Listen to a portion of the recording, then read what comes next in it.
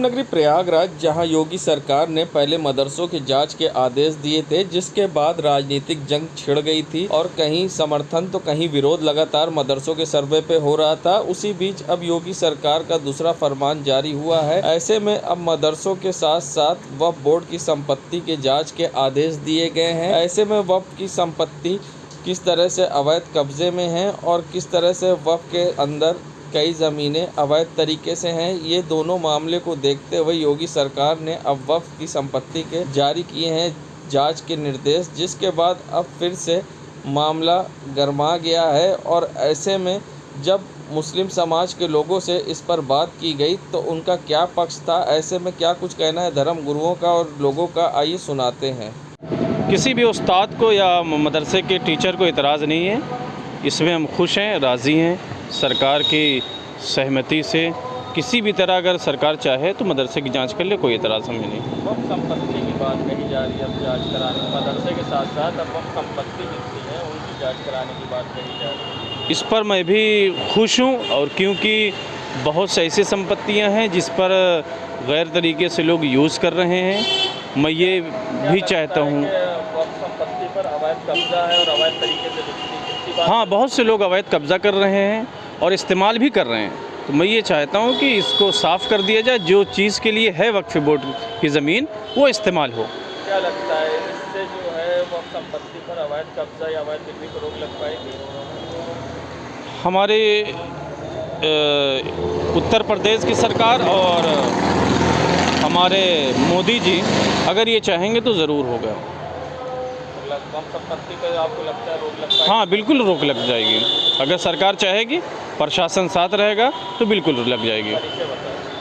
मौलाना नूर अहमद बेली, प्रयागराज। योगी सरकार का जो निशाना है वो वक्फ के ऊपर है, इसके अलावा मदरसे के ऊपर है।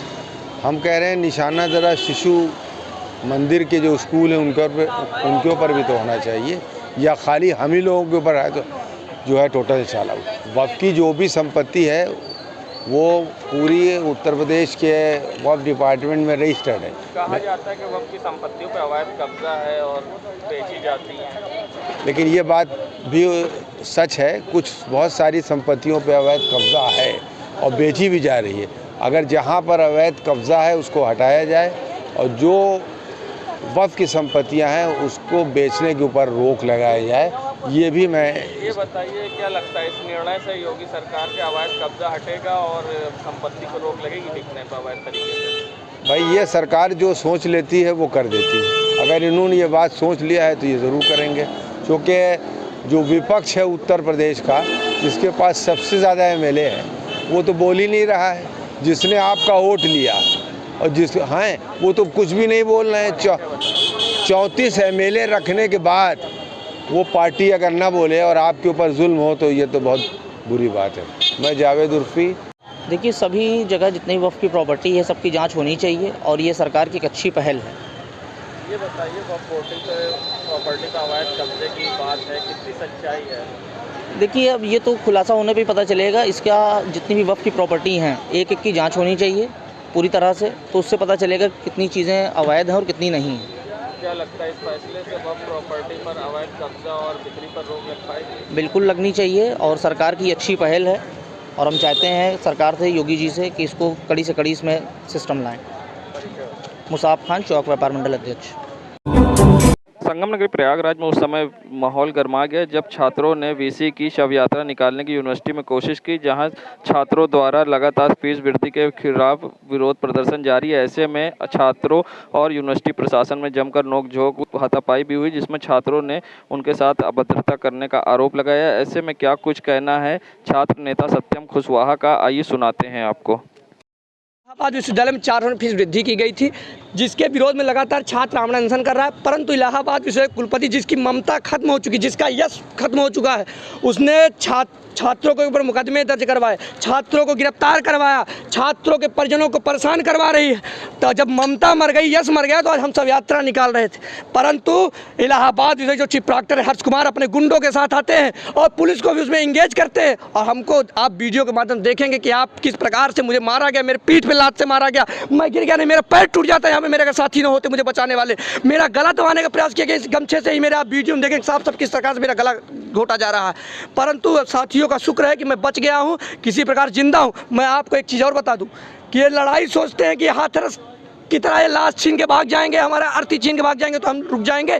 हम दोबारा अर्थी लाएंगे और दोबारा अर्थी को यहाँ जलाएंगे और यहाँ पे घंटी भी बनेगा और 13वीं का कार्यक्रम भी किया जाएगा।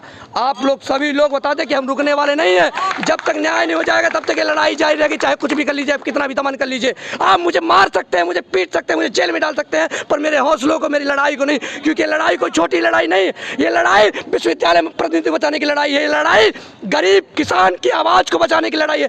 अगर आज फीस वृद्धि हो जाएगी तो क्या मैं पढ़ पाऊंगा? मैं कदापि नहीं पढ़ पाऊंगा। मैं अपने हक की लड़ाई लड़ रहा हूँ, अपने भाई के हक की लड़ाई लड़ रहा हूँ, अपने समाज के, अपने प्रदेश की लड़ाई लड़ रहा हूँ। आज प्रतिनिधित्व को बचाने की लड़ाई है, चाहे कुछ भी हो जाए, हम लड़ते रहेंगे, कुछ भी हो जाए। सत्यम कुशवाहा छात्र नेता, इलाहाबाद विश्वविद्यालय। प्रयागराज में जहां आम आदमी पार्टी के जिला अध्यक्ष डॉक्टर अल्ताफ के नेतृत्व में नगर निगम का ये रॉन्ग नंबर कार्यक्रम चलाया जा रहा है। अब इस तरह से सड़कों की बदहाली और समस्याओं को उजागर करने का आम आदमी पार्टी काम कर रही है। साथ ही आम आदमी पार्टी ने गंभीर आरोप भी लगाए हैं।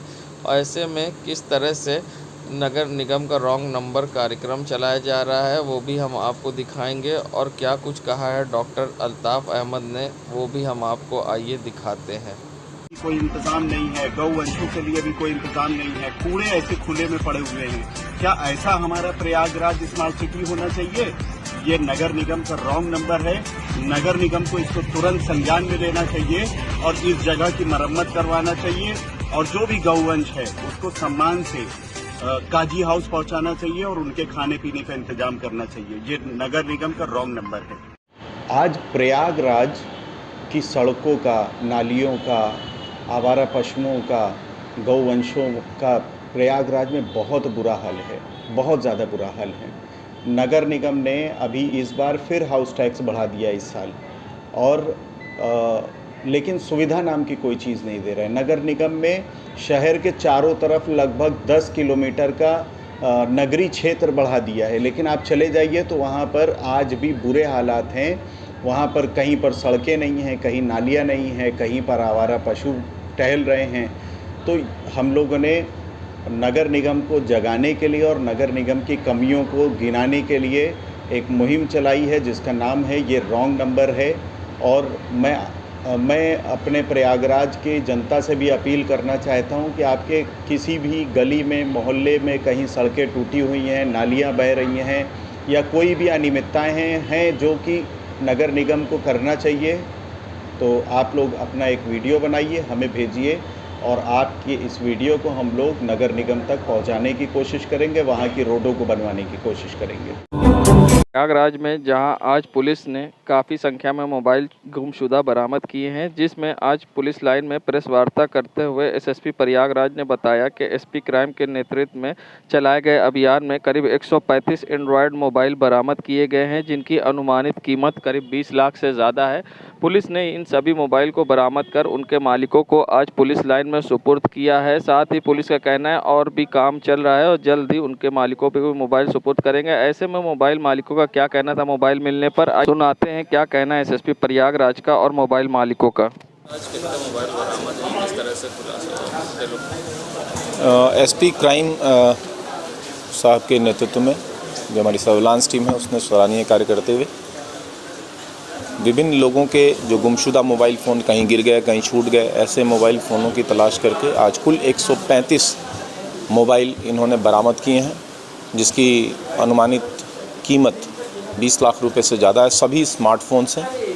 आज उनके जो ओनर्स हैं उनको बुला के आज यहाँ पे सुपुर्द किया जा रहा है, और इसमें से कुछ फ़ोन्स ऐसे रहे हैं जो क्राइम से जुड़े रहे हैं, जिनकी छिनैती हुई थी। उन फ़ोनों को अभी हम उस पर अभी काम कर रहे हैं, उनके ओनर्स को हम उसको उस पर डेवलप करके उसके बाद उनको सुपुर्द करेंगे। अभी काफ़ी संख्या में लोग आए हुए हैं, अपने मोबाइल फ़ोन हैं, इनको सुपुर्द किया जा रहा है।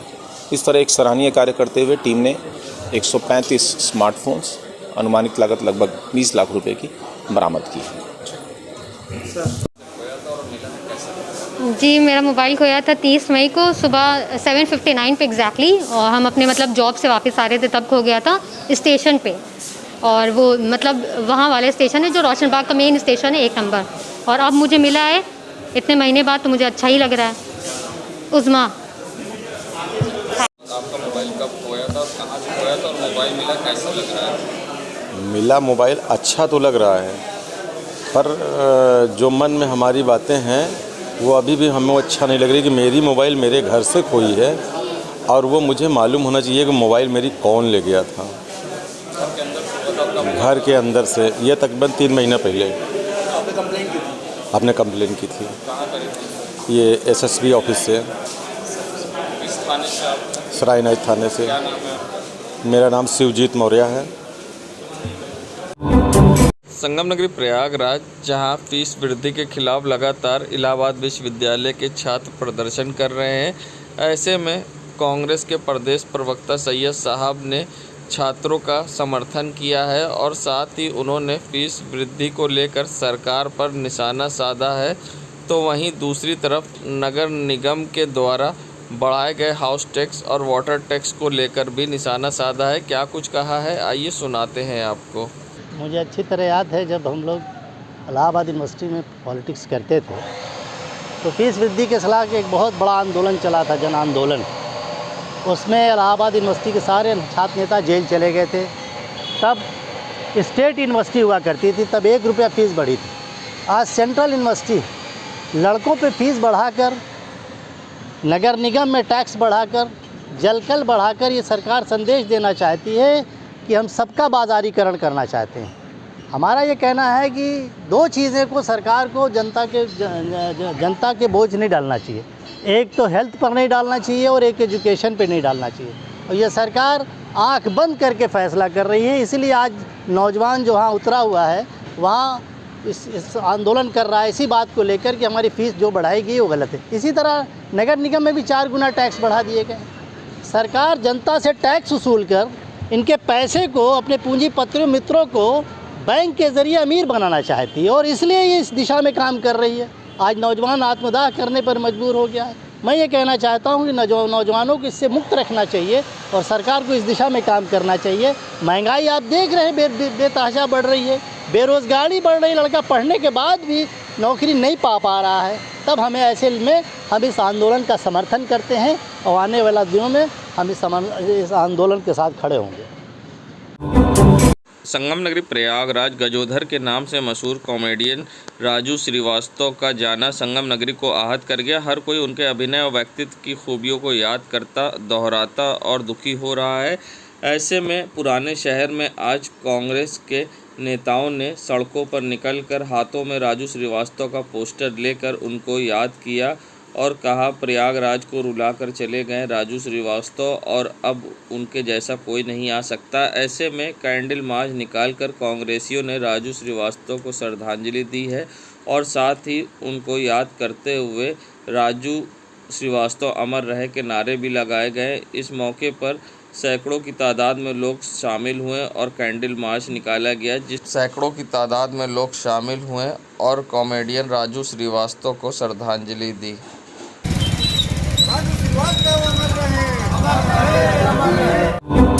संगम नगरी प्रयागराज में जहां नज़ारा है स्मार्ट सिटी की सड़कों का, जहां आप देख सकते हैं रीडर रोड पर स्ट्रीट लाइट बंद पड़ी है और अंधकार छाया है। ऐसे में लोगों का कहना है कि ज़्यादातर यहाँ की स्ट्रीट लाइट बंद होती है और जिससे आने जाने वाले परेशानियों का सामना करना पड़ता है। सबसे बड़ी बात है कि जॉनसनगंज से रेलवे जंक्शन की ओर जाने वाली सड़क का नज़ारा है जिस पर 24 घंटे लोगों का आवागमन होता है और ऐसे में कभी बड़ी दुर्घटना भी हो सकती है, मगर जिम्मेदारों की लापरवाही के कारण स्मार्ट सिटी में रीडर रोड की सड़कों पर बंद रहती है स्ट्रीट लाइट। ऐसे में क्या कहना है लोगों का, ये सुनाते हैं। देखिए, आजकल ये लीडर रोड पर लाइट की समस्या कुछ ज़्यादा बनी हुई है, जिसकी वजह से आने जाने में बाधा उत्पन्न होती है और इसकी वजह से लोगों को काफ़ी जो है दिक्कतें आ रही है।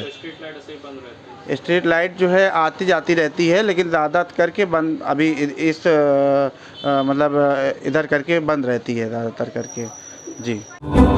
संगम नगरी प्रयागराज में एक वीडियो सोशल मीडिया पर दरिंदों की दरिंदगी का वायरल हो रहा है, जिसमें मंगेतर के सामने युवती से हैवानियत की जा रही है। बता दें यूपी विधानसभा में जहां कल विधायकों के लिए विशेष सत्र बुलाया गया था, उसी दिन प्रयागराज जिले के महुआ क्षेत्र में एक युवती के साथ उसके मंगेतर के सामने हैवानियत की जाती है। मंगेतर दरिंदों के पाँव पकड़कर गुहार लगाता है और फिर भी दरिंदे उसकी बात नहीं सुनते हैं। बता दें महुआ का इलाके का एक वीडियो वायरल हो रहा है जिसमें एक लड़की अपने मंगेतर के साथ बैठी थी, तभी इलाके के 3-4 युवक आए और लड़की से अभद्रता करने लगे, जिसमें से एक युवक ने इसका पूरा वीडियो बना लिया। वीडियो में लड़की के साथ आया उसका मंगेतर बार बार लड़कों से छोड़ने की मिन्नत करता रहा और इन लोग के पैर पकड़कर माफ़ी मांगता रहा, लेकिन उसके बावजूद ये दबंग युवक लड़की से बदतमीज़ी करते रहे और अब पुलिस जांच के बाद इलाके के 3 युवकों को इस पूरे मामले पर चिन्हित कर लिया है और इसके खिलाफ गंभीर धाराओं मुकदमा दर्ज कर आरोपियों की तलाश करना शुरू कर दी है। हाँ बनवाते हैं। ए खड़ो भाई, खड़ो पहले। ए भाई तू छोड़ पहले, हाथ छोड़ा।